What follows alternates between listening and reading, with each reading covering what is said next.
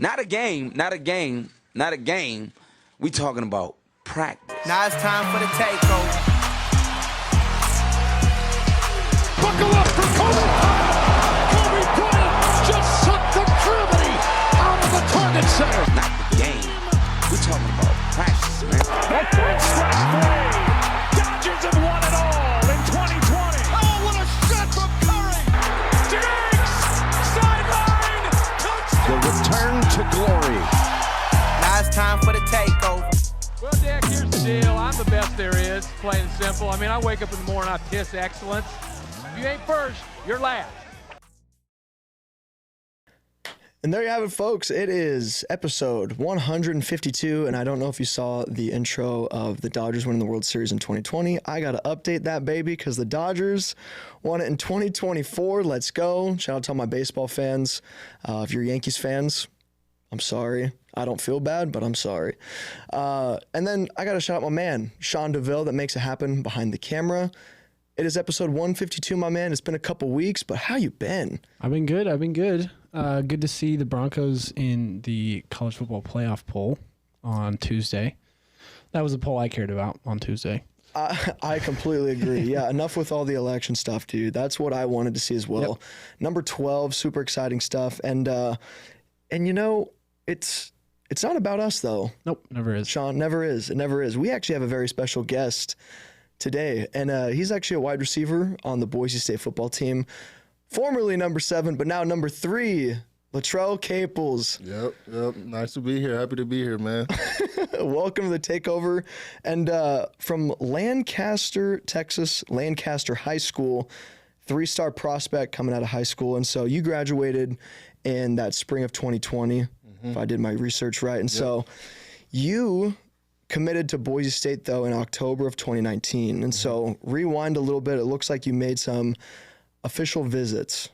So it looks like you visited Mizzou and Boise officially, right? Yep. And then an unofficial visit to, I think it was Iowa State and Colorado. And Kansas. Well, I think that was a junior day, so no. Yeah, Okay, all right. Real quick, though, break this down for me and people that don't know. What's the difference between an unofficial visit and an official visit? To put it simply, an unofficial visit is something you pay for, like, to get there. And when you get there, the coach that, you told you was going on the unofficial, they give you a tour and all that. And official visit, they pay for everything, like your parents' flights, your flight, whoever you want to bring, tickets, food. Like, you won't pay for nothing unless you just go out on your own. So that's the biggest difference.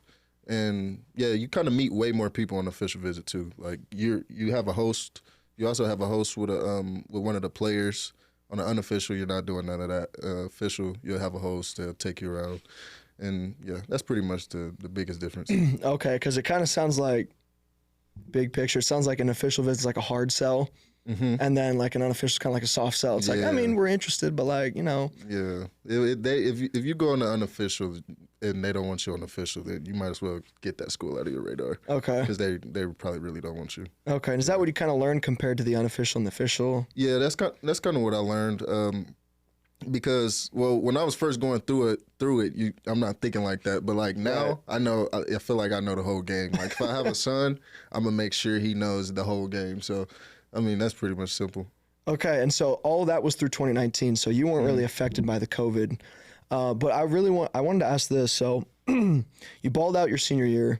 You're also a track star, is what I heard. Not a star, but okay. I was trying to gas you up a little bit. I was all right. Okay. Yeah. So, and then I'm sure that kind of helped in, being in the springtime, helping with football. But then back to the official visit. So you went to Mizzou. That's an SEC school. And then you went to Boise State. But you went to Boise State, then Mizzou on the visits?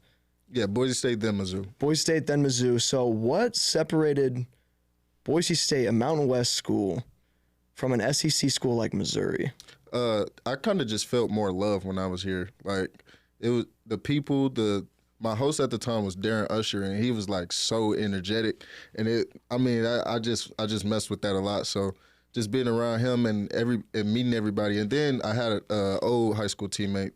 Well, we didn't play on the same varsity team, but we went to the same school. I was a freshman. He was a senior. C.T. Thomas, Cartrell Thomas. Oh, yeah. Yeah, we went to the same high school. So cool. He was my host, and he kind of gave me the rundown on here, and I was messing with it, and it's kind of ducked off. It's like I'm way away from home.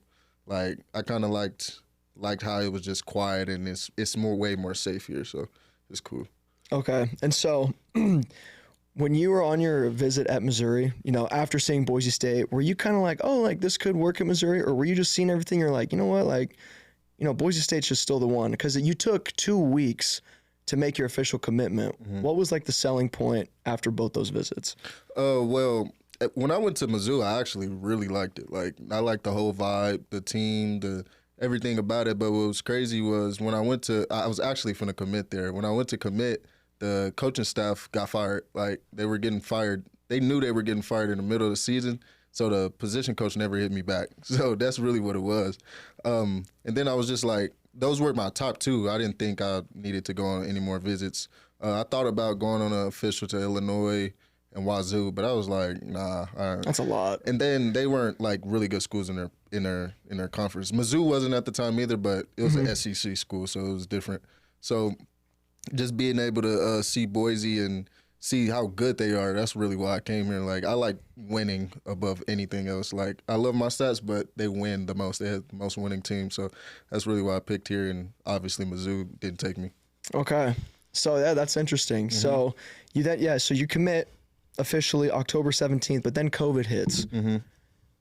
But you knew you were going to Boise State, right? So I'm kind of curious here, and to that second half of your high school year, like, did you get a senior prom? I'm curious. I ain't getting none of that. I'm still sick to this day. No senior events, no prom. Man, we had like 3 track meets. Like we didn't even finish our track season, so we was getting ready to have our first home track meet where we run at our stuff. We had that track meet, and then it was COVID, and we was done for the rest of the year. I'm sick for you. I was sick. I was so mad. Like I was ready to step at prom. And what was crazy was we was still me and who I was with at the time was still trying to we still had hope. We was trying to get what we were gonna wear, our colors and stuff. And my mom was like, "Well, I'm not spending all that. You don't even know if you having a prom." So then we didn't have a prom, so it sucked. But it is what it is. Were you just crossing your fingers, or were you like begging the principal? Like, did you guys try and get like signatures, anything, any hope there? We were asking like if we were gonna have one, but they didn't have answers because that was early COVID. So it was like it wasn't and nobody knows what COVID is, how we stop it. Like True. Like it was a mess. So we was just out of school. They officially canceled all that stuff. I feel like it was like 2 weeks after we had been out of school. Like after those 2 weeks, they was like, yeah, y'all not having none of that. And then it was just get ready for college ball at that time. That's when I just started working out every morning. Me and Camper would just be at the house all day playing 2K, like just enjoying life if you was a teenager without school. So it was cool. So yeah, you've known Camp since we was like, we ran track together like when we were young, like 6, 7. Like we was on relays together. We basically grew up together. So I've been knowing him for a long time. That's a crazy, like, were you part of the reason he transferred here from Indiana? Yeah. Let's go. Yeah, I can't get too much in it, but yeah. Okay, yeah, no worries. I thought that was funny because I was like, oh, weird how Boise State was the one he chose. Yeah. But yeah, both y'all are balling, so like that's pretty cool that you guys get to kind of do that again. So I'm curious. I know you enrolled August then of 2020. Was a wrench thrown in anything, even though you were committed with all the COVID and stuff? Was it kind of hard to like make your way to Boise, or what was that like throughout the midst of COVID? Well, we had to get. What's crazy? We had to get a COVID test before we got out here.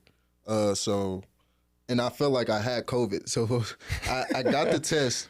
I got the test before they even called and said, "Oh yeah, you have to get a test before you come out here." Da da da. I got the test. They called me, and literally like 10 minutes later, I got my results. I'm thinking I got COVID. I'm gonna have to wait another week to go out there. I was so ready. I'm thinking I got COVID. I had all the symptoms. And I get the test back. It said I was negative. So I got on the plane like 2 days later, and I was here. And it was we moved in. Everything was good from there. Bless up, man. Yeah. Okay, and so when you went on your visit to then COVID's like in the middle of everything, was it just kind of, did it feel different? I'm sure it probably did. Were you just like, oh, this isn't how I remember it? Like, it's COVID? Like, or were you still like, no, this is home? When I went back to Texas? No, when you when you went on your visit and then came back to Boise State, do you feel like it was just different? Oh, yeah. Yeah. Well, I felt more it was different for the simple fact that I was a freshman and I didn't know what to expect, honestly. Like, coming in there, I was just like, I know we got workouts today. I know we got workouts tomorrow. I mean, it was a lot of different stuff, like wearing masks during workouts. It's like, bro, I can't breathe. Like, it's a lot of different. It was a lot of different regulations into it. And then our season got canceled when I first got here, so it was crazy. Season got canceled. We went home. We thought we weren't playing. Then we had to come back, and we started up our season like late October. So yeah, That's right. So it said, 2020 you sat out your whole freshman year. Did you know you're going to redshirt as soon as you got here? What was that redshirt process like? as soon as I got here, I didn't. That wasn't really in my mind. I was just like. But once we started practicing and stuff, I knew I needed time to develop. And it was guys here that was really good. It was still Khalil Shakir here. We still had CT. We still had Tay Evans. We still had Steph Cobbs, Billy. We still had a lot of older guys in there that's been developed. They're bigger than me, faster than me, stronger than me. So you're like, okay, I'm a sit. And then I was comfortable with it because a lot of the people in my class, I don't feel like nobody played except Jonah. And he was already older than us because he went on a mission. So True. We was just like, yeah, we got time to develop. Like it wasn't nothing crazy. We weren't upset about it. Then we only played 7 games, and then we found out that the COVID year for people that was in school during COVID, we get that year back. So it was like, shoot, it was just a free year for us to just get faster and stronger, and we weren't tripping. Yeah, you're like, all right, if I get a year back, that's good news. Yeah. Just kind of a weird process with everything. And yeah, but also those guys that were still there got that year back as well. So it was like, okay. When you first met Khalil Shakir and watched him practice, did you know he was going to be an NFL pick? Yeah, for sure. I was more so. I was like, I was confused because he was out there. He practiced so like he's so smooth. It doesn't look like he's trying a lot, and then he'll do some of the craziest thing. The craziest thing, I'll be like, oh yeah, he's really good. He's nice. But he plays so like smooth and kind of slow. At that time, he doesn't play slow at all now in the league. But at that time, he like kind of played a little slow. He practiced slow, but it was effective. He was open, and once he got the ball, it was like, oh, he's not slow. So Dude, I was like, yeah, he for sure gonna go to the league. I was actually surprised he went in the 5th round. me too. I was like, what am I missing here? Cowboys took a guy. I was like, whoa, I don't think he's better than Khalil Shakir. But Bill's got a steal. yeah, a steal. Steal. And he's like, what, 6 feet tall? And he plays like he's like 6'5", I feel like. Yeah, he's for sure 6 feet, and he can do everything. He's a go gadget player. That catch against BYU. Yeah, that's insane. I was insane. there. I was there in I think I was on that what was it? That end zone, and we had some kids yelling at us because they were so pissed about that catch. And I was like, "Watch the scoreboard. Watch it. Look it back." And they're like, "Your quarterback sucks." I was like, "Well, he just threw a touchdown on you." Yeah, dude. That was when they were number 10, right? Yeah, they're undefeated. Huge upset. That was crazy. That was a crazy game. But that's when I think of Khalil Shakir, that's like just effortless catches. They're like, Yeah. Those one hands he had with Nevada and UTEP, he had 2. Yeah, I remember. Yeah. We was actually just watching his highlights the other day. really? Yeah, because we had an argument. Chris had an argument that Zay Flowers was better than Shaq in college, and I was like, if we put tape to tape, like 4 years of like consistent tape, I think college was better. But Zay Flowers had 1 year where he was going insane though. He did. That was like Boston College, right? Yeah. Yeah, I do remember him because he was kind of like, they play the same, but Zay's like a little faster. But I feel like Shaq's like he's a better jump ball like guy. Yeah. And Zay has like he makes it look way more crazier once he gets the ball and juke people. Shaq, he gonna juke you and he gone like you don't even know you got juke. So yeah. Well, that's a decent argument. Do you feel like everyone was probably all Shaq? Like, no, Shaq's better. Are you kidding me? I think it was pretty even, and it was just us receivers. But we like to play a lot, so if somebody makes an argument against somebody else, like everybody will ride with one person to make the other person mad. Like we'll just troll each other all day. It's just fun. Okay, so it's one of those bits. Yeah, it's just friendly, funny banter. Yeah. Nothing crazy. Yeah. Okay, so continuing with like your journey here at Boise State. So then, 2021, your redshirt freshman season, then you played 6 games. How did it feel to finally get on the field and kind of play in live action collegiate football? It was low key. I was nervous. I was real nervous because it was like I ain't played football since 2019, and even still, I wasn't playing nobody else. Like my first catch game was UTEP. against, At home? no, first catch. I think my first snaps was against UTEP. I wasn't UTEP. It was like I'm in here, fourth quarter, game over. I'm probably finna just block some people. Oklahoma State, I got my first catch though, and that was the year they was like number 5 in the country. So I got my first catch, and it was for a first down, but I didn't do nothing else for the rest of the game. But I was like, got my first catch. And Let's go. Okay. Check that off. Room to grow, yeah. So it was cool. Was that in Stillwater, that game? No, it was here. It was the one here? Mm-hmm. Okay. It was the one where Heartbreaking, dude. It was the last second. That fumble.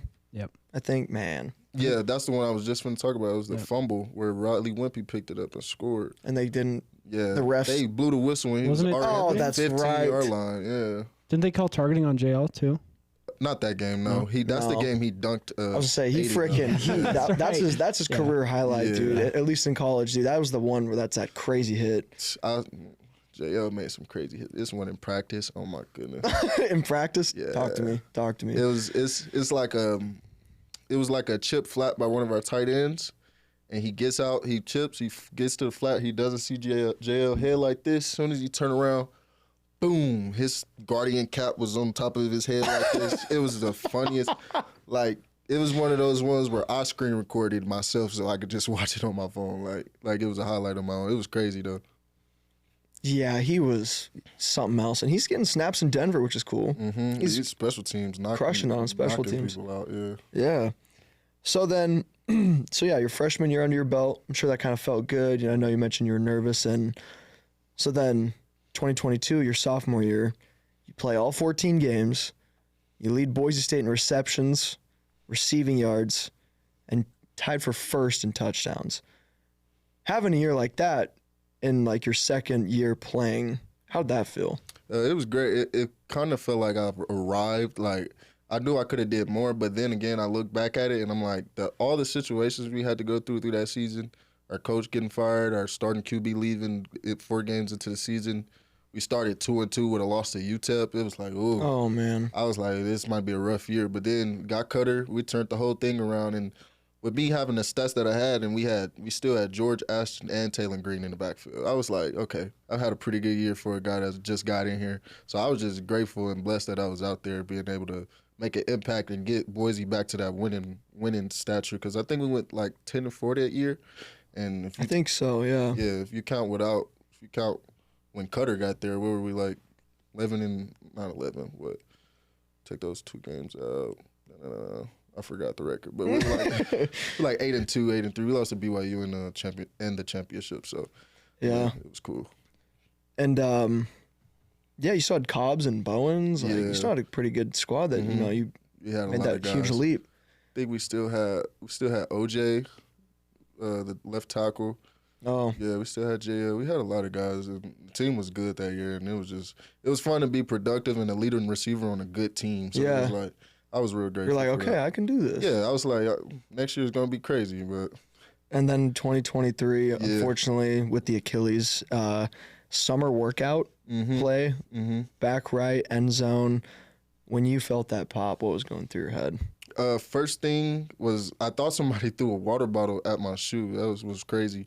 Cause it was like between sets. I'm the first one, so the guys behind me can get water while I'm about to get ready for this rep, and we're going like waterfall down the line. So the guys behind me getting water. I'm thinking somebody accidentally dropped a water bottle on my foot. I'm looking back at everybody, and everybody just looking at me. I'm like, what's going on? Like, then I like look at my phone. I'm like, wow, I can't really feel my foot.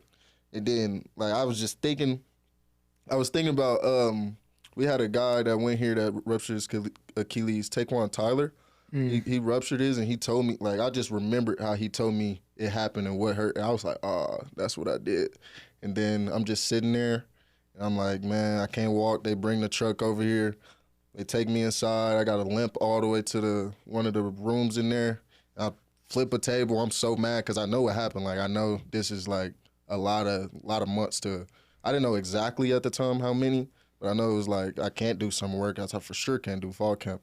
And I go inside, and I'm just crying, bawling my eyes out. I asked our trainer at the time, Brendan, how long will it take? He said he was like 5 months. I was like, yeah, that's a season. Then Hamden came in there, Miller came in there, just trying to cheer me up. Rod came in there. We was crying together, just trying to keep my head up. It was just sad, bro. It was bad. It was, at that time, it was like crazy for me. I was just so upset, sad, depressed, everything, because it's like I've been doing this sport my whole life. Like, I never got it really taken away from me like that. And then at this stage where I'm like getting ready to go to a bigger year, that's what made it hurt even more. So, I mean, it was cool. I mean, it wasn't cool, but it was what it was. I got over it. Like, took a minute, took a lot of hands on from the people around me, but at the end of the day, I got out of it, and I think it didn't do nothing but make me stronger, make me a better person at the end of the day. What was the hardest part of the rehab? Honestly, just being consistent and wanting to do it every day. Oh, man, yeah. It's just like, and then you're doing the rehab, and it's like, okay, I'm doing the rehab. Am I even going to be able to come back and still be as good as I've been? That's that thought running in your mind the whole time, because you've seen guys rupture Achilles and come back and not be the same. So it's like, am I even doing all this to be able to play football again, or am I doing this just to be able to move around again? So it's just like, I didn't know what Achilles was. It was just so much different stuff going on, and I didn't understand what I was going to be able to be once we got done with the rehab process. But it all worked out, so I was cool. But the hardest part was for sure being consistent every day, because at the end of the day, that's what I got to do every day. Like, I have to rehab. Like, I'm not playing football. I'm not. Yeah. Like, there's nothing else I'm gonna do. I got to rehab every day, and it was just, dang. Like, you get tired of it doing the same. It's not the same thing, but basically the same stuff every day. So I'm just sure it was so boring. Yeah. Just like the light workouts to kind of keep it active. Mm-hmm. And I heard you say, like, you were thinking, like, am I going to be the same?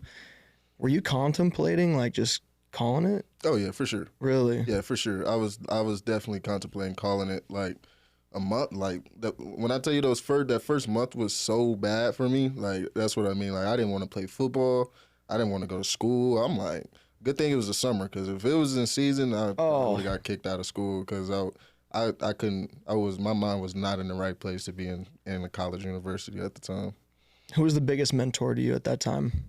The trainer, Garrett. Garrett? Yeah, he was on me every day. And he was new, so when he first got in there and they told me he was running my Achilles thing, I'm like, I don't even know this guy. Like, I don't know if he's good or not. So you're thinking about that too? Yeah, but he was the guy on me every day. He was just telling me all different type of stuff to keep me positive, and he had the training. He made the training program, the rehab program, way funner to do.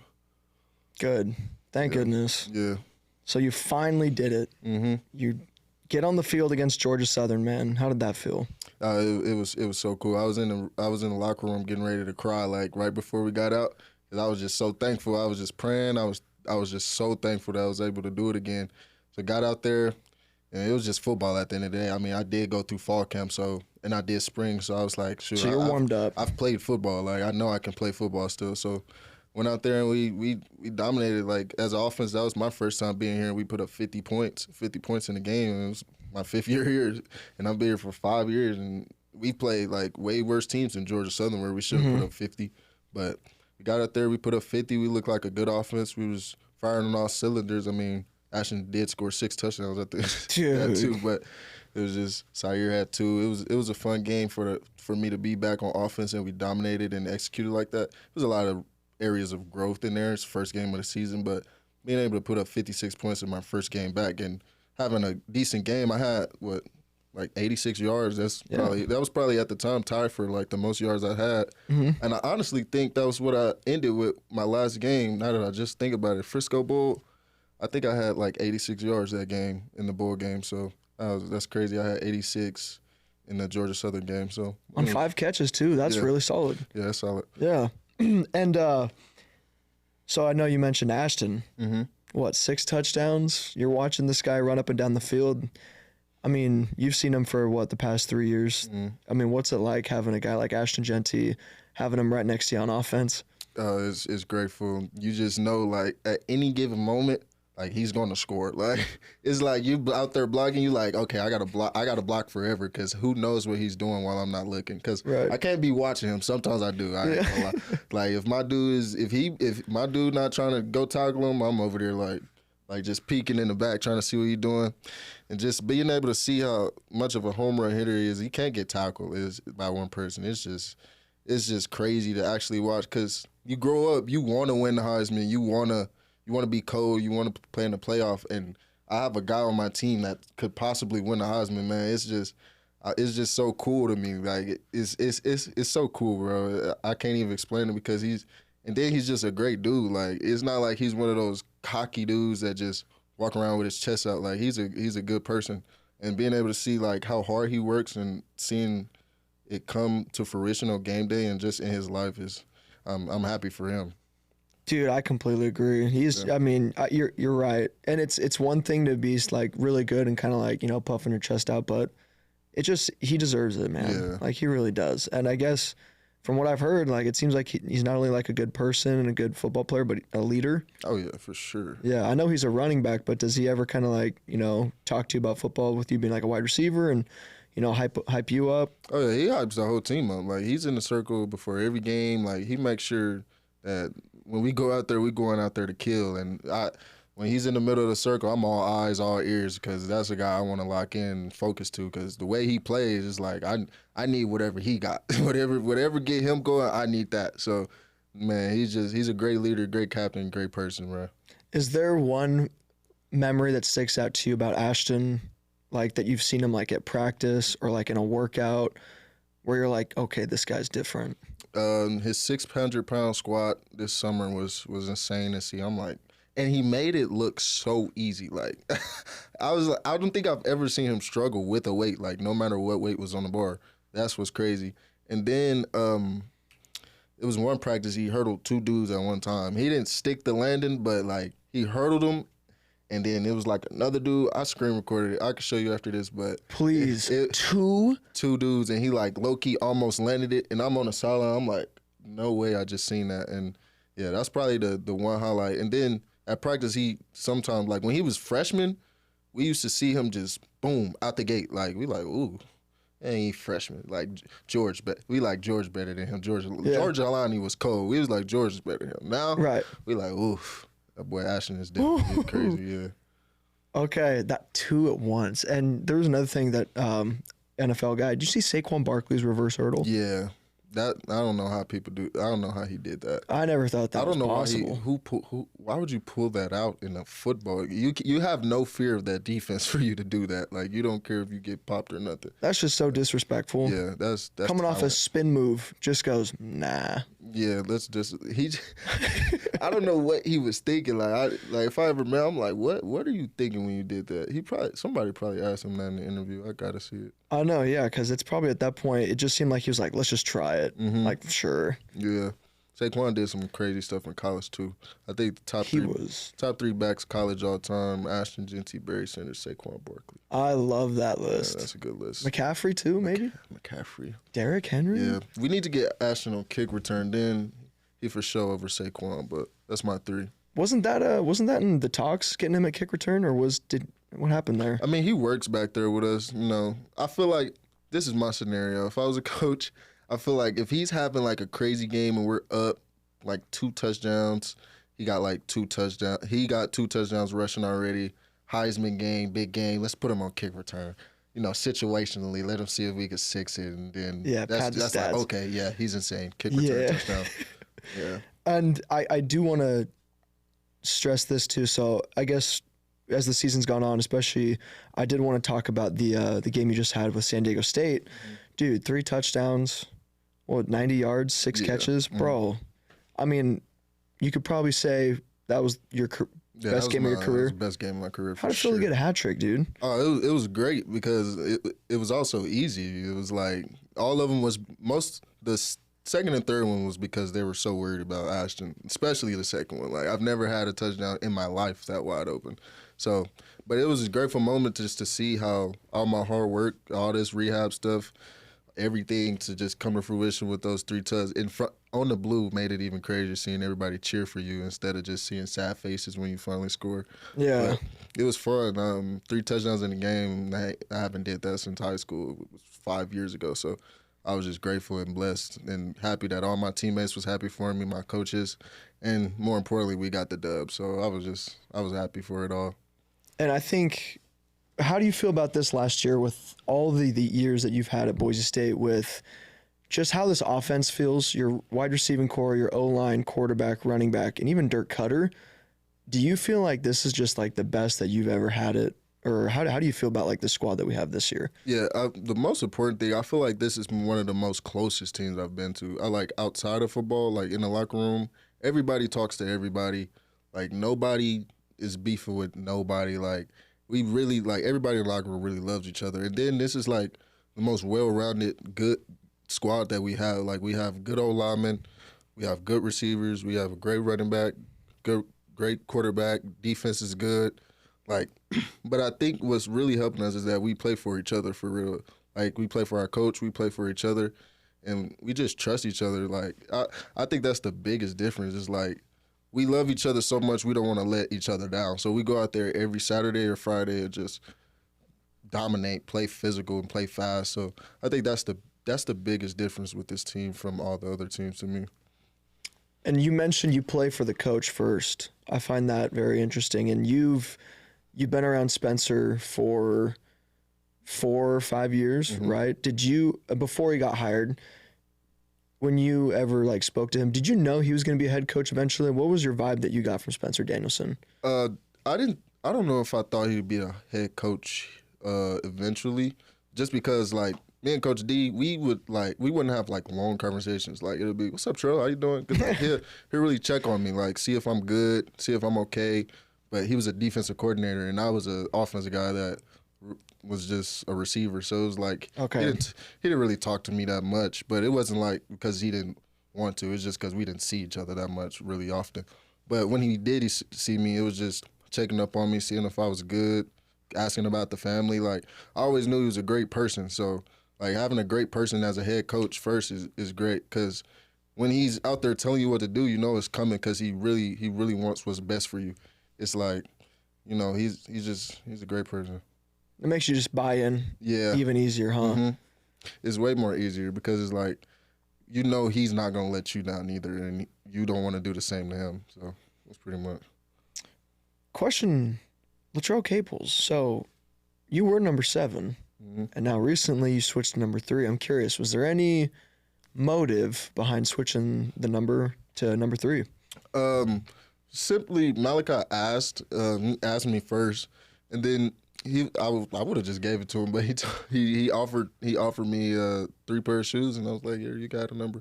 I was like, ain't nothing to it. Yeah, I was like, "It's a number, bro." Like I didn't care that much. A lot of people that I was close to, they weren't mad about it. They was just like, "I like 7. I like 7." I'm like, it's just a number, bro. Like, so I wasn't really tripping. My family did. I was just only thinking about how my family has all this number 7 stuff, and it's just like, well, now we gotta buy more merch. Yeah, I'm like, well, you know, 5 years here, least you could do is, you know, throw some money to Boise State. Yeah. It's all right. But yeah, that's probably the only thing. It wasn't nothing crazy to me. I would have gave it to him just simply because he has. But he is the highest recruit we've ever pulled. So I'm like, yeah, let's give him the number 7. Let him feel at home. It wasn't nothing crazy to it for me. Then it's like kind of like new beginnings, you know, recovering from an injury. It's like let's change this number, give people a new look. Changed my helmet too. I went F7 instead of Speed Flex, so it was a little different. Little switch up. Yeah, just trying to change things up, but it wasn't nothing crazy. If I can be honest with you, I think you rock number 3 way harder. Thank you. I think the same. I think it's more of a receiver number too. Yeah. Because with us, so if I would have kept 7, someone on defense couldn't have had it because I'm a punt returner. And it's like 7 is a defensive number in my mind. Like I think somebody on defense should rock 7, which is, and Marion wanted it and they gave it to him too on defense because quarterback's not going to be on no special team, so he's good to have it on defense. So I think it all worked out. I think I look better in 3. I think Malachi and Marion look great at 7, and we're letting it rock this year. For sure. And it matches your touchdowns from the other day. True. Yeah, that helped. I pointed at my shirt. It was, That's it was cool. Yeah, that's what my sister said. I was like, hey, Latrell Caples is going to be on the podcast. She's like, oh my gosh, tell him his celebration was so hard. A lot of people was telling me that. I was like, I'm pretty sure people have done that before. But like, when I was doing it, I wasn't thinking about people that did it. I was like, sure, this might be a little different here. Just point at my jersey number. Yeah, it was cool. hat trick. I'm wearing number 3 with my 3rd touchdown. Yeah. I was like, counting them I all. never thought I'd get 3 touchdowns in a game, but it was cool. Yeah, how did it feel catching that 3rd one? Were you just kind of like, holy smokes? I was like, wow, like 3 touchdowns. I was like, shoot. I mean, maybe I'm good at football a little bit. You know, I was just a little happy to touch the end zone the 3rd time. When I was running wide open, I'm like the last person in the read, so I'm like, let me run away from this dude for as long as I can. Maybe somebody get the ball. Mad Dog went through all his progressions, and I was wide open. I was like, shoot, come on, give it to me. Okay. And it was touchdown. Let's keep eating. It was his 4th one and my 3rd one. He's number 4, I'm number 3, so it was cool. Would you look at that? Yeah, he should have did. He should have did like that. Boom! Yeah, it was cool. And so, Maddox Madsen, man, he was facing some slander earlier, but dude, now he has 17 touchdowns and 2 interceptions. Like, could you be more proud of the guy? Yeah, I'm so proud of him, but I'm not surprised at all. Like, Yeah. I seen all the scrutiny, all that, and I can't comment on it, but I choose not to. Of course. Because it's not relevant. But I knew he could do this. The biggest thing with me for Maddox, he takes care of the ball. That's like, as a quarterback, that's the number one thing you should want. Like, it doesn't matter. That's all you can ask for. Yeah, it doesn't matter what he can do, like off platform. If his eyes is closed, like if he Sidearm. like like he takes care of the football and he runs the offense at a high level. He knows how to operate the offense, and that's all we can ask for. He all he's doing is getting better every week. Humble guy, like all he wants to do is get better and win for the team.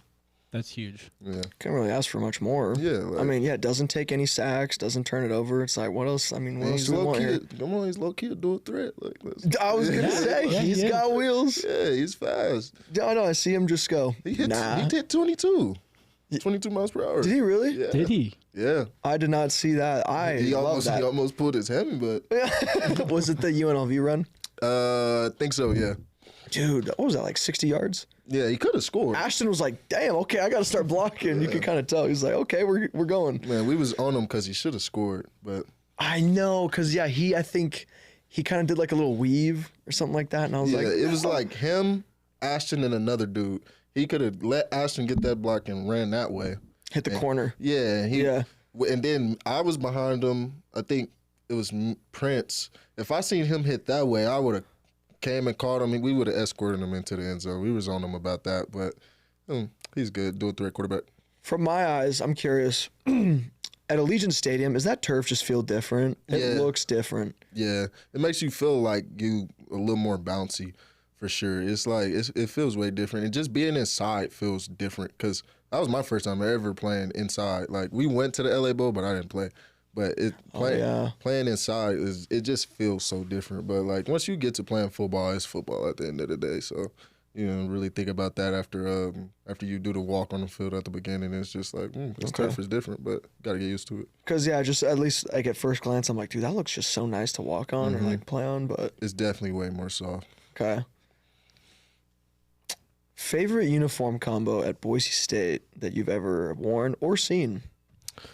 Favorite uniform combo, all black would be my number one for sure. Like, all black is just can't go wrong. I feel like I just like all black in general. Like, if I'm just wearing it, but all black unis is insane.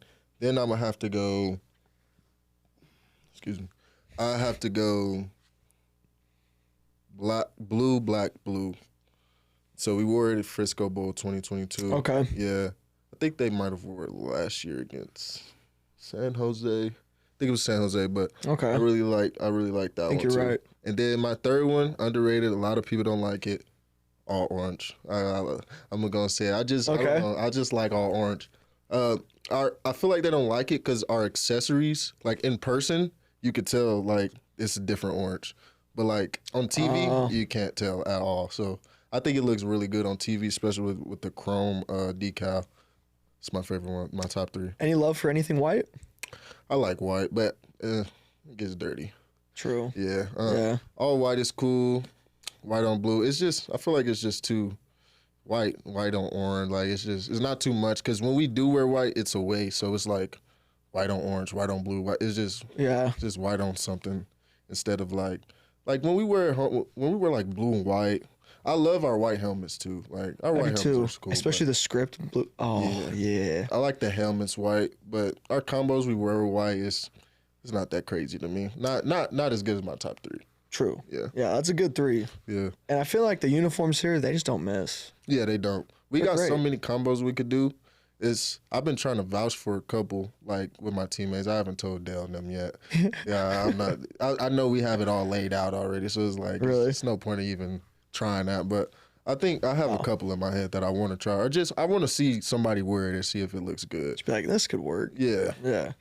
Did you see? I think back in the day, like 2012, we had gray jerseys. Yeah. It's a lot of people that's not fans of those. I love those. I think those are sweet. I gotta see him like on somebody now. Last person I seen him on. There's a picture in our little facility of our tight ends coach, Coach Potter, and he was an O lineman here. So it was like that doesn't look good. And I think it was like gray, blue helmet. I was like, I don't really like that. And then we have a mannequin in there too. I don't know. We got to see somebody swagging out. Maybe they refurbish it. Like, Yeah. It'll probably look good. I'm not a big fan of the gray. Okay, because I was gonna say, I think they need to get like a gray, maybe like a matte gray helmet with. Hey, I think that could be kind of cool. I got to see your vision. Yeah. Yeah. Okay. We're I think cooking. the white Oreo ones are probably my favorite. I always rock those in NCAA. The white orange helmets. No, white Oreo. White Oreo. So the black helmet, white jersey, black pants. Oh. Yeah. That's kind of sweet. Yeah, a little white and black action. I think that's where we were in that BYU game we were just talking about when we beat them when we were Good number memory. Yeah. 10. Yeah. I remember it because I didn't like it. Because I think when you go black, white, black, like our black pants are solid black, our helmets are solid black. But like we have blue and orange stripes on our jerseys. So it's like That's fair. our numbers are blue. So it's like, a lot going on. yeah, I don't really like These the ones. blue and orange is just popping out. I see what you mean, yeah. Yeah. Yeah. Like it's just popping out. Like if our numbers, if we had like if the stripes just weren't there, I would like that. But Yeah, that would look a little bit better. yeah. Dirty photo T-Crow too. Tubes. Tubes.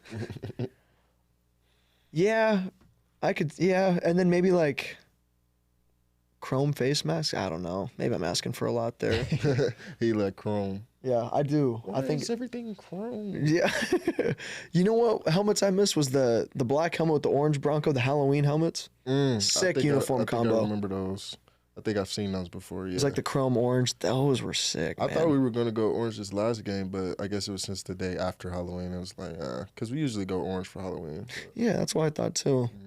Yeah, I like the black and yeah, blue and black. I really like that. You know, I did the uniform reveal. I actually had to do 2 because we didn't know if we was gonna wear what we wore or flip that. So we wear blue jersey, so it would have been blue, black, blue.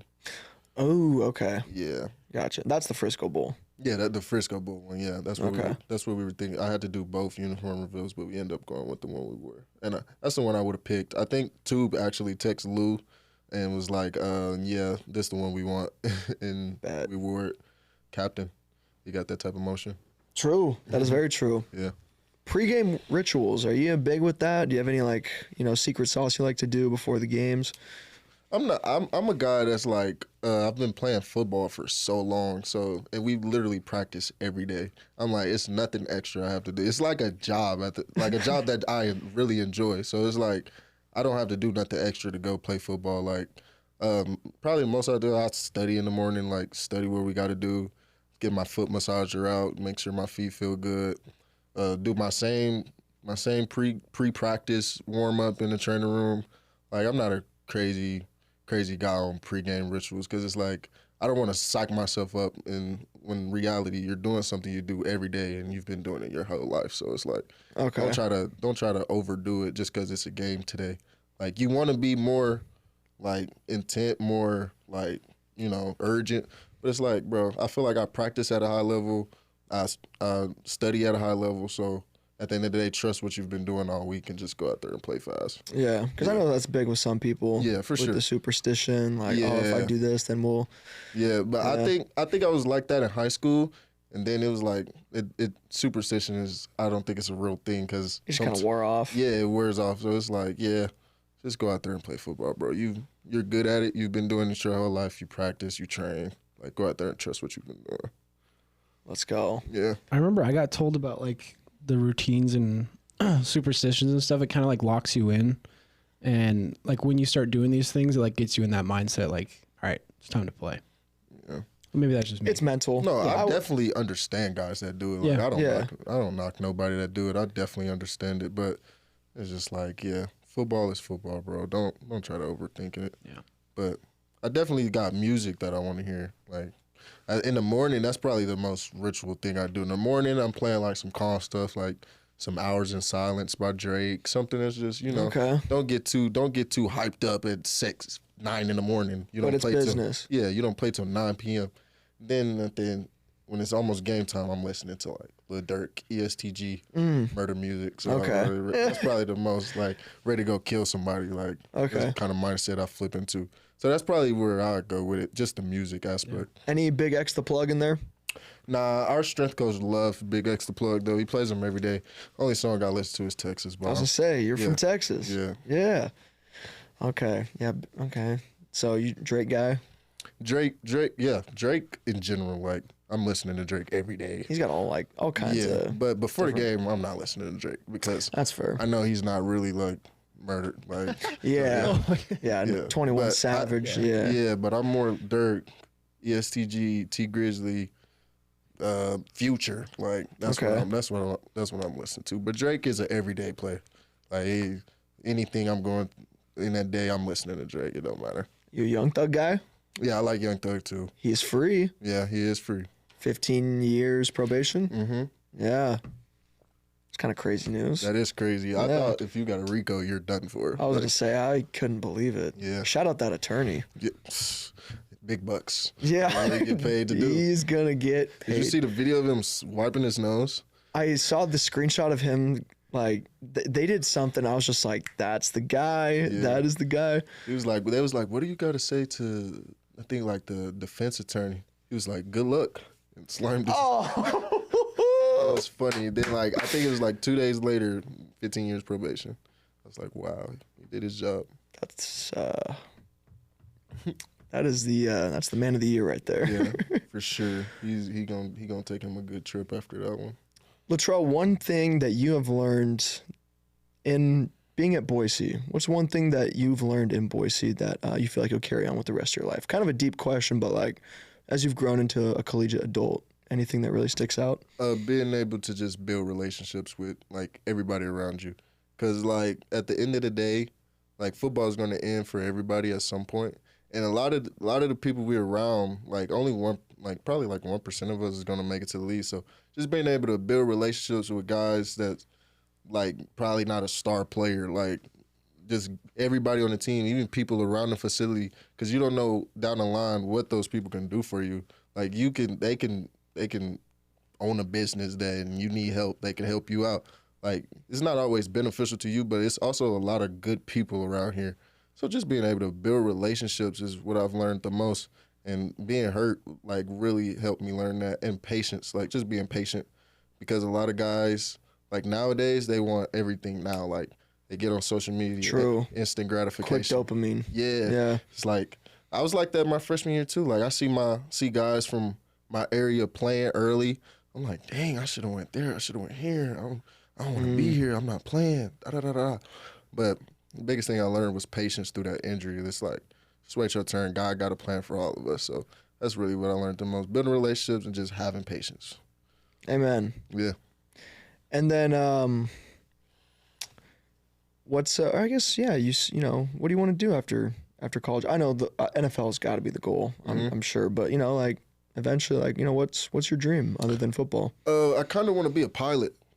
Yeah. Okay. Like I want to get into that. I don't know too much about it, but I know like if I could go to school and learn how to be a pilot, lock in on being a pilot, I would be a pilot. Like I would want to be a pilot for sure. That's sweet. Okay. Yeah. Have you always just had a passion for planes or anything there? No, I just probably traveling. Like you're seeing a lot of stuff. When you fly in a plane, you can see so much, and I feel like it's like a good skill. A lot of people would like need to rely on you. Like it's like.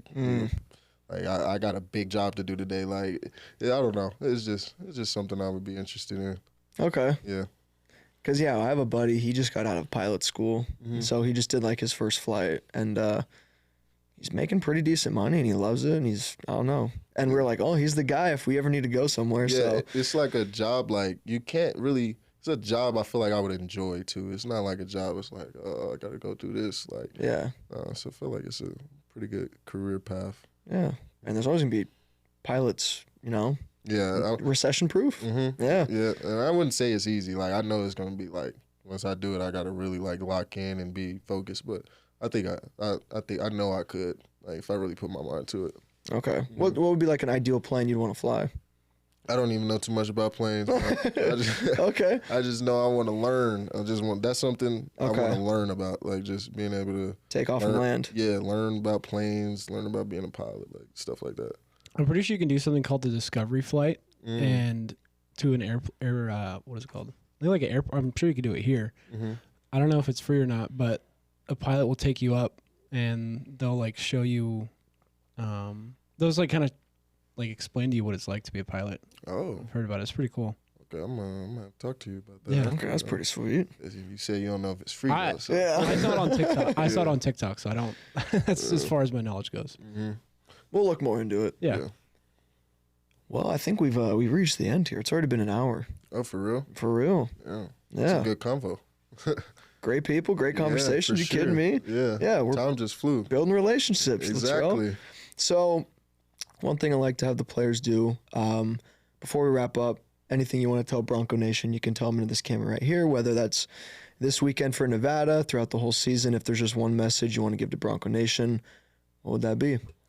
I would say thank you for all your support to the Broncos. We are really grateful for it. I mean, we try to get it out in the community as much as possible, but we just really thank you for the support. And come out Saturday, this weekend, all black to beat the Wolfpack. Let's go Bronco Nation. All black to beat the Wolfpack. Well, there you have it. Sean, anything you want to wrap up on? Anything on your mind? No, best of luck on Saturday. I'll be there, North End Zone, so if you see me there, maybe point. Yeah, let's dap up. Probably won't. All right. Well, there you have it. Yep, go to the game. I'm not going to be there, unfortunately. I got a wedding, but yeah. Ooh. No, it's I tough. feel you. No, not booty wedding, but Will Black. Huh? Do you know Will Black? He was he used to play here. No, he was with Equipment. You know Will. him. I do know Will. Yeah, I know Will. Yeah. He's getting married For Saturday. real? That's crazy. He didn't invite me. Yeah, I know. That's cool. And I'm sitting there, I'm like, dude, you booked a reception on a Boise State game. He's like, I know. It's very out of pocket for him. We're giving him a hard time. But yeah, congrats, Will and Bailey. This has been episode 152. Much love, y'all. Make sure to like, subscribe, check out Latrell Caples. You social media guy? I have it, yeah. Trail for 6 on all social medias, TRELLFOR 6. So yeah. Write that down, folks. There you have it. All right. We'll see you next week. Much love for episode 153. Don't know who the guest will be or if we'll even have a guest. We will be talking sports on your favorite podcast here. Peace and much love. Not a game. We talking about practice. Now it's time for the takeover. Buckle up for Kobe! Kobe Bryant just sucked the gravity out of the target center. Not the game. We talking about practice, man. The third strike play. Dodgers have won it all in 2020. Oh, what a shot from Curry! Diggs! Sideline! Touchdown! The return to glory. Now it's time for the takeover. Well, Dick, here's the deal. I'm the best there is, plain and simple. I mean, I wake up in the morning, I piss excellence. If you ain't first, you're last.